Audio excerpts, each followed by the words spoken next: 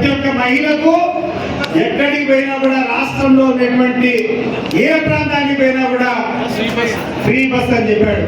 ఏమన్నా ఎక్కడైనా బస్ ఎక్కిస్తే ఫ్రీగా మీకు కూర్చోబెట్టేటువంటి పరిస్థితులు ఉన్నాయా? ఇది మూడో హామీ, సూపర్ 6 లో మూడో హామీ. ఇది ఇక నాలుగో హామీ ఏంటంటే గ్యాస్ సిలిండర్లు ప్రతి ఒక్క మహిళకు ప్రతి ఒక్క కుటుంబానికి 3 గ్యాస్ సిలిండర్లు ఉచితంగా ఇస్తా అని చెప్పాడు. నేను అడుగుతున్నాను సోదరులారా, ఈరోజు చంద్రబాబు నాయుడు గారు కానీ లేకపోతే తెలుగుదేశం పార్టీ నాయకులు ఒకటే అడుగుతున్నాను, మీకు ధైర్యం ఉంటే మీకు కోరినటువంటి గ్రామానికి పోదాం రా, ఎవరికన్నా ఒక సిలిండర్ నుంచి దొరకు వచ్చిందా సోదరులు చెప్పండి. అవి కూడా సొగానికి సొంత మందికి వచ్చాయి, ఇంకా సొంత మందికి రాలే. ఈ రోజు నమ్మకం లేక రెండోసారి అప్లికేషన్ పెట్టుకునే వాళ్ళు కూడా లేరు. ఇది చంద్రబాబు నాయుడు గారు ఇచ్చినటువంటి హామీ. నాలుగో హామీ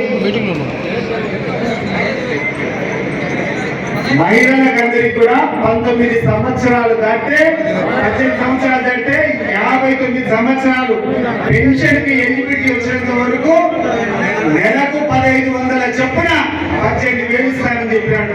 ఏమా ఎవరికైనా ఇచ్చాడమ్మా 18,000? ఎవరిగా చూపించారా? చంద్రబాబు నాయుడు గారు ఒకసారి చూపిస్తున్నా, మాకైతే కనపడి నీకు ఏమన్నా కనపడతాను చూపిస్తున్నా.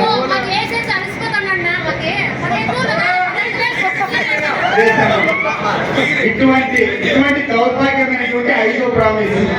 ఇక ఆరవ హామీ ఏంటంటే సూపర్ 6 లో ప్రతి ఒక్క చదువుకునేటువంటి పిల్లలకు ఎంతమంది ఉంటే అంతమందికి, కుటుంబంలో ఎంతమంది ఉంటే అంతమందికి 15,000 రూపాయలు చెల్లిస్తా అని చెప్పినాడు.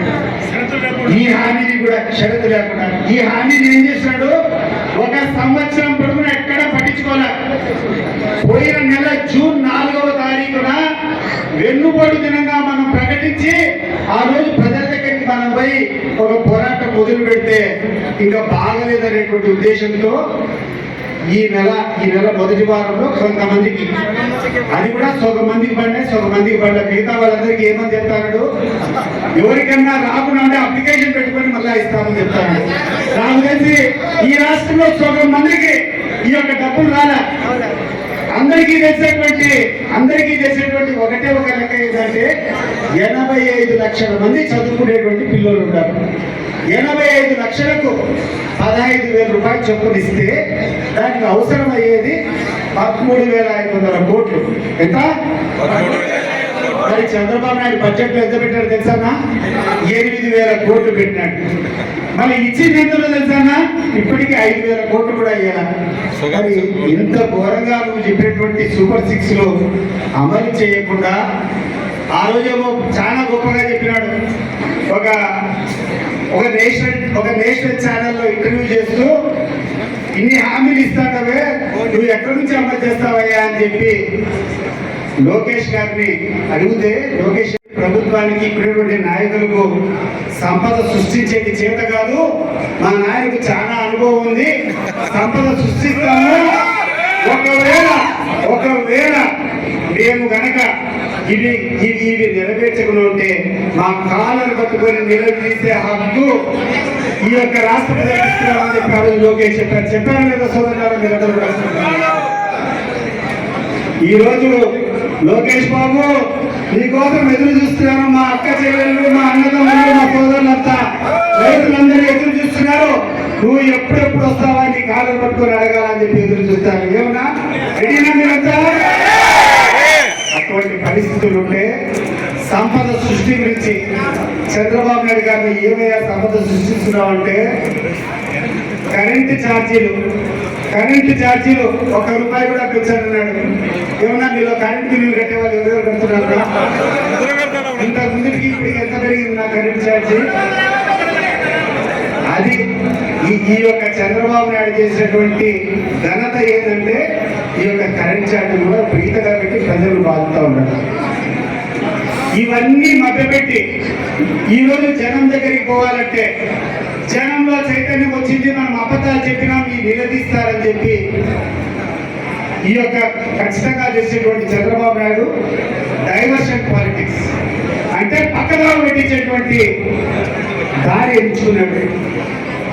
ఇందాక మన వెంకటరామరెడ్డి గారు చెప్పినట్టు తిరుపతి లడ్డులో ఎవరైనా పోయి కనిష్టం చేయాల్సిన అవసరం ఎవరికైనా ఈ విధవలు కూర్చొని జగన్మోహన్ రెడ్డి ఆ లడ్డును కనిష్టం చేశాడని మాట్లాడతారు. ఇంతకంటే దౌర్భాగ్యం ఏదైనా ఉందా? ఈ విధవలు నేను అడుగుతున్నాను, ఒక పవిత్రమైనటువంటి లడ్డును కలుషితం చేస్తాడని చెప్పి ఒక నెల పొడుగున ఈ రాష్ట్రంలో ఉన్నటువంటి ప్రజలందరూ దృష్టి మళ్లించారు. దేనికంటే ఆ రకంగా మళ్లించకుండా ఉంటే వాళ్ళు ఇచ్చేటువంటి హామీలు అమలు చేయాలి. హామీలు అమలు చేసేటువంటి ధైర్యము లేదు, ఆ శక్తి లేదు, ఆ మనసు లేదు. కాబట్టి డైవర్ట్ చేయాలి. ఒకరోజు కూర్చొని విజయవాడ దగ్గర వరదలు వచ్చినాయి. ఆ యొక్క వరదలు రావడానికి కారణం ఏంటంటే గేట్లు సరిగ్గా పెట్టాలా. ఈ యొక్క చంద్రబాబు నాయుడు చేసినటువంటి పొరపాటు వల్ల నీళ్ళంతా ఫ్లడ్ వచ్చింది. కానీ దాన్ని కూడా ఆ గేట్లకు తెలివితే వైఎస్ఆర్సీపీ నాయకుల బోట్లు అడ్డం పెట్టి నీళ్ళన్నీ విజయవాడకి వచ్చినట్టు డైవర్ట్ చేశాడు. ఒక నేను చూశాను. ఇంకొకటి పవన్ కళ్యాణ్ ఎవరైనా బియ్యం అమ్ముకుంటా ఉంటే మన ఊళ్ళో మనకి ఇచ్చినటువంటి పీడిఎస్ రైస్ మనకి ఇచ్చినటువంటి బియ్యం అమ్ముకోవాలంటే ఇక్కడి నుంచి రవాణా కావాలంటే ఎట్లా పోతుందన్నా? పోతే ఎవడన్నా ఆటోలో తీసుకొని పోతాడు, లేకుంటే లారీలో తీసుకొని పోతాడు. ఇక్కడెక్కడన్నా చెక్ పోస్ట్ పెట్టాల్సింది పోయి, ఇక్కడెక్కడన్నా అరికట్టాల్సింది పోయి, ఈయన కాకినాడలో ఓడల దగ్గర పోయి సీతశిప్ అనేటువంటి గరుడు ఇంత నీచమైనటువంటి పనులకు వీళ్ళు ఒడగొడుతూ డైవర్ట్ చేయాలని ప్రయత్నం చేస్తాను. ప్రజలకు ఇప్పటికే రమేష్ రెడ్డి గారు చెప్పినట్టు, వెంకటరామరెడ్డి గారు చెప్పినట్టు ఇప్పటికే బాధపడతా ఉన్నారు. అయ్యా, ఒక మంచి నాయకుడిని పోగొట్టుకున్నాం. ఆయన ఇచ్చేటువంటి ఆ యొక్క చల్లని ఆ యొక్క సంక్షేమ పథకాలని పోగొట్టుకున్నాం. కనీసం ఆయనకు మనం సంఘీభావం చెప్పాలని చెప్పి ఎక్కడికి వస్తే అక్కడ లక్షలు ఎక్కడికి పోతే అక్కడ రోడ్లు పట్టడంలా మీ యొక్క నియోజకవర్గాన్ని, మీ యొక్క జిల్లాకు ఇప్పటికి 2 సార్లు వచ్చాకనుకుంటా, 3 సార్లు నాకు తెలిసి. ఒకసారి నేను పులివెందుల నుంచి ఆయన బెంగళూరు పోవాలనుకుంటా ఉంటే హెలికాప్టర్లో పోవాలా, వాతావరణం వాళ్ళకి హెలికాప్టర్లు పోలేకుండా ఉంటే కార్లో బయలుదేరి వచ్చినాం. నేను కూడా అతిపట్టి కార్లో ఉన్నారు.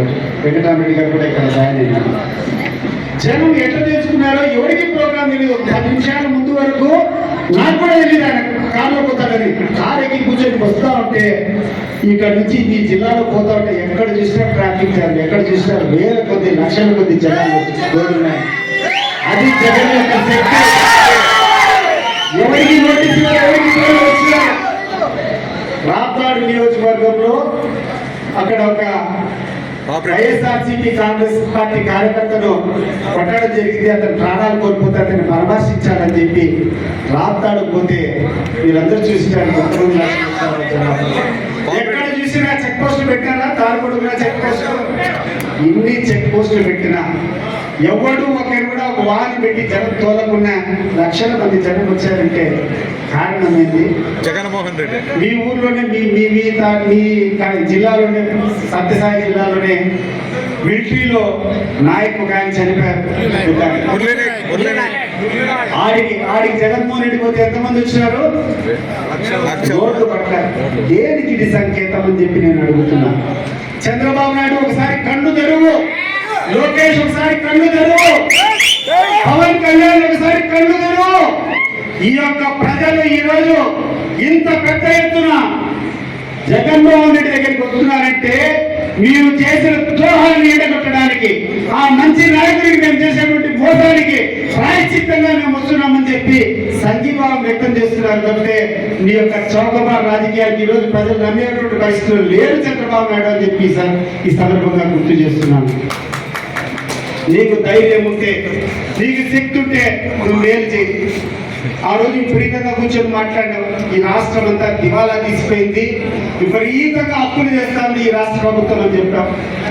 ఇటీవల అసెంబ్లీలో వాళ్ళు ఇచ్చినటువంటి లెక్కల ప్రకారమే జగన్మోహన్ రెడ్డి గారు పాలించినటువంటి 5 సంవత్సరాల్లో ఈ రాష్ట్ర ప్రభుత్వం చేసినటువంటి అప్పు దాదాపు 4,70,00,000, 4,70,000 కోట్లు, లేకపోతే 5 లక్షల కోట్లు చేసింది. అంటే సంవత్సరానికి 1,00,000 కోట్ల కంటే తక్కువే. ఆ యొక్క తక్కువ అప్పుతోనే ఈ రాష్ట్రంలో ఉన్నటువంటి ప్రతి పేద మహిళలకు పెన్షన్లు, ఆ తర్వాత ప్రతి ఒక్క ఇంటికి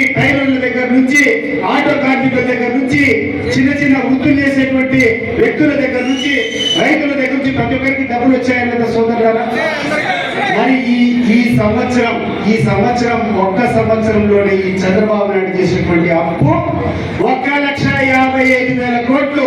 దీన్ని ఖండిస్తావా చంద్రబాబు నాయుడు? నేను అడుగుతున్నాను. మరి ఈ 1,50,000 కోట్లు నువ్వు ఏమి చేస్తావని చెప్పి ఈ రోజు నేను ఈ చంద్రబాబు నాయుడు నిలదీస్తున్నాను. ఆ రోజు జగన్మోహన్ రెడ్డి గారు చేసేటువంటి సంవత్సరానికి 1,00,000 కోట్లు అప్పు చేస్తే ప్రతి ఒక్క పేద ప్రజల్లో కూడా వాళ్ళ ఇంటికి డబ్బులు ఇచ్చాడే, ప్రతి ఒక్క కుటుంబానికి లక్ష రూపాయల పైన డబ్బులు వచ్చినాయి. మరి నువ్వు ఈ రోజు 1,50,000 కోట్లు అప్పు చేసి ఈ రాష్ట్ర ప్రజల్లో ఒకరికైనా రూపాయి డబ్బు వచ్చిందా సోదరులారా?